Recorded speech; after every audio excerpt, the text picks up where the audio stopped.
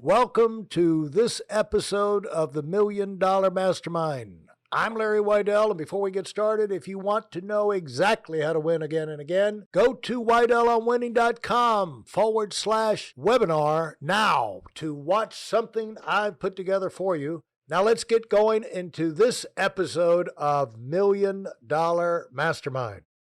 I'm here talking with Robby Clark, and we're talking about winning. Hello, Robby. How you doing? And you tell me you're out in LA right now? Yeah, my old home. I lived here from like 2005 to 2007, and I consider myself a Canadian who, I'm American who was raised in Canada. So lately, I've been spending a little more time in the U.S. But yeah, I'm in LA right now. And let's give people a little background on it. You came up with what a lot of people think they would like to do, and that is you got into acting and were really in a lot of movies and TV shows, and we won't name drop forever, but people like Will Ferrell, Charlie Sheen, and even Wayne Gretzky. I didn't even know that he acted, but yeah, I did a few commercials with him and stuff back in the day. I played his kid once. I played him as a kid at one point or something. And that was actually my first part I ever got was a commercial with Wayne Gretzky, but worked with him a couple times after that. But yeah, that was my base at 11 years old. My dad was in the Chicago Opera. My mom was a Broadway singer. So we were kind of, involved in the arts from an early age. And then started acting around 11. And like you said, I've worked with, a lot of people, Emilio Estevez, Charlie Sheen, Will Ferrell, Molly Shannon, Olsen twins, everybody who's who at that time, at least in Canadian productions. I was very successful from, 11 through like 18, let's call it. One of the reasons I feel I did so well is because of work ethic. I was always very committed to whatever I was doing, whether it was, sports at the time or really acting when I got into it. I really wanted to be good and be the best that I could do. And I had a very encouraging agent at the time too, Norbert Abrams, who was like, to compare him to like the Ari Gold of Canada. So he's very hard on you, but he's making sure that you're doing the right thing. So unlike other, kids my age at the time, I would always show up to auditions completely off book. So I didn't matter if it was 3 pages or 10 pages. I would know everything by heart. Didn't need to look at the script. And it was that work ethic that allowed me to be successful at a young age. At 15, 16, though, I started getting other interests in more into, athletics again, in women and the things that come along with, having a little money at that age as well, too. And, I was able to maintain acting or keep acting for a while because of the momentum I had. But eventually that momentum runs out if you don't have the work ethic put in place. So that was kind of my first experience. I didn't know it at the time, but first experience with what it took to be successful. And then by the age of 21, I was completely done with acting. I'd actually filed for bankruptcy because, I'd made 7 figures, but then I managed to spend it all because I had no financial education. And then from there, I went to actually serving tables for a while before trying to, figure out how business and money and those things work, because I had no clue. Well, let's let people know how well you did. You won 2 Young Artist Awards, and 2001, 2002, and that's a big deal. Yeah, I was flown out to LA for that. It was a huge deal at the time. Like in Canada, not to toot my own horn, if you will, but I know for my age group, I had more days on set than any other Canadian kid my age at the time, right? So. Yeah. I was very successful. It's not quite like the States where, you get paid more for every single production. There's kind of a cap in Canadian productions, even though a lot of them are actually just American productions filmed in Canada. Our union works a little bit differently. So, yeah, no, at 13, 14, 15, even 16, 17, when my work ethic stopped, I was convinced I'm going to be a movie star. This is the way it's going to go. Well, that's the problem with, I always tell young people the test of you when you're young is, will you be consistent or not? Because usually success it's not can you be successful, but will you be consistent? Because it's hard for success not to go to your head. You have, you don't have you haven't been out there on your own long enough to have your root system and support system in place, and to where you've been establishing your own order and structure in your mind, basically, about, what, you've been doing what you've been told, and it's almost inevitable that, bright young successes go haywire early on if they don't have someone to say, hey, this is what's probably going to have to, congratulations. Take a picture of yourself right now, because you're getting ready to go right down the toilet if you're like most young successes, because you're going to take it for granted. You're going to lose that work ethic. But if you can be that rare 1 out of 100 that has success and keeps your head together, have some enjoyments, but realize the bigger payoffs are down the road if you stay on the success track, the hard work track. What you're tasting right now is just a small fraction of what could be there for you. If you have someone kind of explain it to them why to stay on track, there's a chance you can avoid it. But otherwise, it's inevitable that you're going to do stupid things, because we all develop the ability.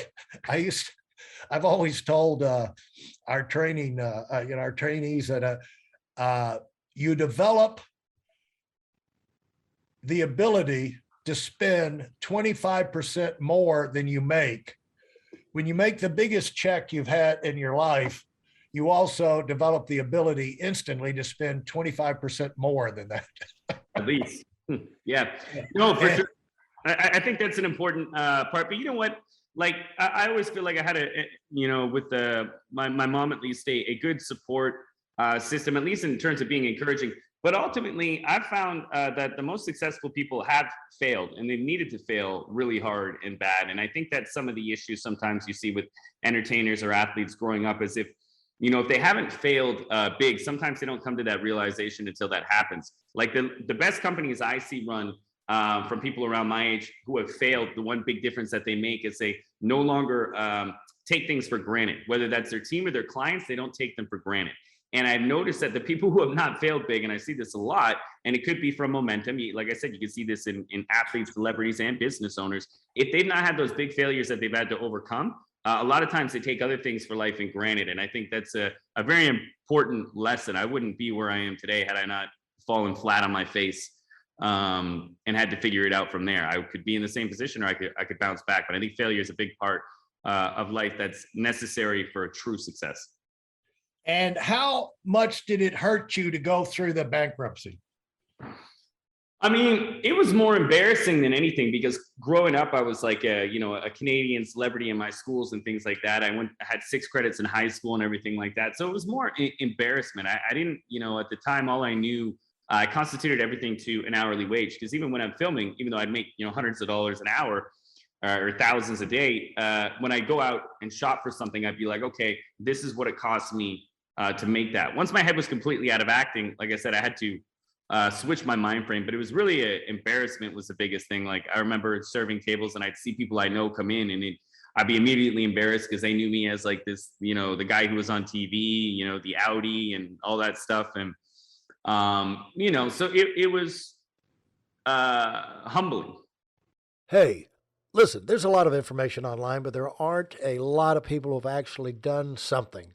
In my case, I've actually built a successful business that's accrued over $5 billion in assets under management and has done well even during trying times. Now, if you want to know exactly how I've done this, go to whiteelemwinning.com/webinar now. I've compressed a decade of learning into 5 short weeks just for those of you who want to give yourself an incredible advantage and are tired of waiting and watching others move up. Yeah. And there's always people reporters looking for a story. You see that on online all the time. Look who used to be on there, have their own TV series. It's now waiting tables. Yeah. I mean, I guess I wasn't big enough for those articles yet, but I know, it's still to the same degree. You're right? Like it was for me, a big pride shock because that's not where I thought I'd be. And it took me a while to find a new path and attack that. And so now talk about where you went after that. So that was age 21. You got that lesson. And now you decided not to run back to the acting world, show business, but you wanted to get in a business. Why did you want to get a business? Yeah, like I began to hate acting around like 18, 19, probably through no fault of my own, because I wasn't putting in the time, and I would tell people I was, doing it for the money, and that's you're never going to be successful thinking like that. And because I didn't have much of an education in school, I was actually doing a little bit of singing at the time, but I started reading probably, around 23, 24. And, one book that obviously stands out for a lot of people is Rich Dad, Poor Dad by Robert Kiyosaki. So, when I started to understand that, I've always looked at sports and everything like a topic. If I want to get good at baseball, I got to go to the batting cages. If I want to get good at wrestling, I got to hit the mats, right? And to me, money in business is the same thing. It's a topic. And once you know that and understood, I knew that at 24, I just knew I'd never studied the topic. And when I started reading those books, I was like, you know what? I got a couple ways I can go with this. Do I want to stay in entertaining? Do I want to continue singing? I felt like I was a couple years away in singing from being able to do something in my head. Like my writing was getting better. My voice was okay, but it needed to get better. And I had a background in singing, so I wasn't coming from scratch. But I made the decision to get into business because I was like, ultimately, if I'm successful here, I could probably just go to recording studios with whoever I want for fun. And I was tired of struggling, every week, wondering, like, stuck in the same situation of serving tables, spending it all, and doing the same thing the following week. I had to find a better way. Nobody was going to pay me an absurd amount of money because I wasn't educated. So the key for me was starting to really hone in on learning at about 24 years old. I bought my first property at 25. And then I've, successfully made every mistake you possibly can in order to get to where I am. And the biggest key has been perseverance through that. So I've never been afraid of perseverance on things that I'm committed to. And that's been the journey. And it's still a journey because I still read every single day, audiobooks 1 to 2 hours a day. That's, the majority of what I do with my day is trying to learn, because I feel like that changes my context in the way that I make my decisions on a day-to-day basis. And so talk about that transition, how you did that, how you worked your way into that transition. Yeah, so I remember driving into work to go bartend, and I would, I switched from like practicing my music to going full-time practicing learning. So I'd listen to audiobooks on the way to work. If I was walking somewhere, grocery shopping, I would just absorb information from the smartest people I could find online, and mainly through audio, because sitting down and reading is very, it's time consuming. And so I figured, hey, if I can go out and put it on 1.5 or 1.75 speed and just listen, I'm going to get 4 or 5 hours of reading a day around the wealthiest and best business people in the world. And from there, it's going to change my context and get me, smarter, if you will, in that world. So, it was, once I made that commitment, I knew, I'm like, this is a lifelong thing. And the good thing about business is, like, as an athlete, you only have a certain period of time. Business is something you can get better at as you grow. You can grow with business, right? And so it was just changing my mind to be focused and zoning in on that. And once I do that, I feel like I'm pretty, competitive with myself to be as good as I can be and do as much as I can do. That process, you're waiting on tables. So your parents didn't say, hey, Robbie, we're going to float you some money while you find your new deal. They let you go all the way down to labor type, whatever you could find, it sounds like. Well, my dad had passed on, unfortunately, by that point. But okay. my mom was, I had a stepdad too, but they'd gotten divorced. And no, there was my mom let me live in her basement. And that was, you know what I mean? Rent free. Yeah. So, right. I mean, that essentially was doing it. But she, she could support herself, but her biggest support that she ever did was her mental support. Like, even on set, she committed her life to her kids and didn't take. It's not like she was stalking money away from our acting, right? So right. So yeah, she was always there support wise, but financially Yeah, there too, because I lived in her basement, right? So, So what were your first? So you went through that stage. How did you get out of the basement? What business? What was your business, and why did you choose it? You know, because obviously you want to get out of waiting tables and living in your mother's basement. So how did you make that happen, and how fast did it happen? After I started learning, I think it happened within like 2 years. When I say started learning, starting really focusing on education and business, because I'd started my first business while I was still technically living at home. I also bought my first property while we still lived at home as well too. So I think by 25 or 26, I'd gotten a place where I could store equipment as well too. I had a few properties by that point, so I was investing in building and stuff, and at that time, but that's the first time I'd moved out, and obviously never moved back in. But it took probably 2 solid years of learning and a lot of mistakes. I could have, hindsight's 2020. What took me 2 years would take me 2 days. Now I made a lot of mistakes there that I wouldn't. I still spent money in bad ways, but I was just beginning my learning process at that time. And so, how did you finance your first houses? My first, on the purchase side. So my personal residence, I've typically leased because we live in decent areas and it was cheaper to lease than own. But my first rental properties I actually got together 4 partners, and we literally put $2,500 together each. And we bought five partners, about $127,000 home. We were able to get it at 5% down, which was the first and only time it ever happened. And because you can't really do that in Canada at all anymore, especially for rental properties. But this is like 2012, I think, 9 years ago or so. So, but yeah, so that's the first way I did it. The second home we financed because we sold that. I sold that one. Sorry, I paid out the other partners with our profits because we sold it for like 167 or 170 and bought it for 127. Didn't put too much into it, but fixed it up a little bit and then sold it the following year. So I then used those proceeds to finance the second purchase. So now, was it all hands on deck fixing these places up, or were you the one? Were they just silent investors and let you take the lead and do all the work and wait for the sale?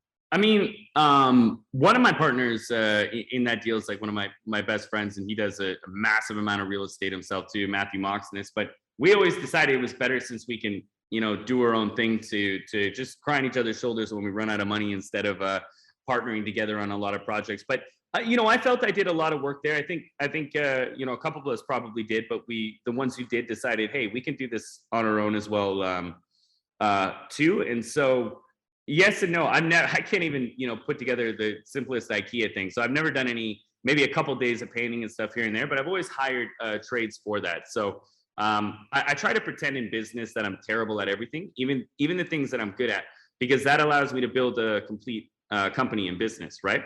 And I know from a smaller standpoint, that's impossible. You're kind of involved in everything. And I certainly was. I was going on site. I was, meeting the tenants, things like that for the first, few properties. But that was always important to me because, in order to build a company and provide the most value, you shouldn't be taking up all the jobs and the resources. And of course, at a smaller stage, you could certainly have maybe 5-10% more efficiency if you're involved in absolutely everything. But then you're also creating a pattern and a habit for yourself that's going to, run you down as you grow your company larger and larger. And at a certain point is impossible. So I'd always known that because, again, I started with books of biographies on, the real tycoons or reading up on Elon and these different guys and how they were able to build amazing businesses over time. And it certainly didn't start by doing absolutely everything and pretending that you're better at everything than everyone. Very interesting how you cobbled together your game plan and resources and made a big shift in your life to really give you the chance to move up.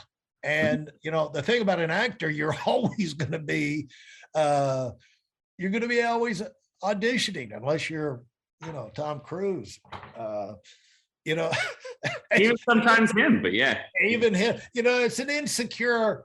It can be rewarding, let's say fabulously rewarding, but there is an insecurity there. You know, you got William Shatner at age 90 plus hustling for announcing gigs and TV spots, and not to single him out, but at 90 years old, there he is. And so he didn't look a day over like 60, 65. So he's a miraculous person in himself in his own right. He's a miraculous thing, and he made probably $1 trillion off of that travel site.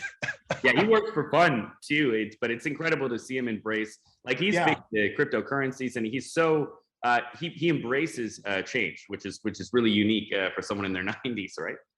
Absolutely, and probably been the reason why he's been so successful for so long. If you enjoyed what you've heard and are dead serious about finding out for yourself exactly how this works in the real world, I've taken the most valuable business lessons I've learned over 40 years and put them into something for you to watch. Go to whiteelementwinning.com/webinar now in order to move up as fast as possible. I'm Larry Weidel, and I run the $1 Million Mastermind. Go, go, go.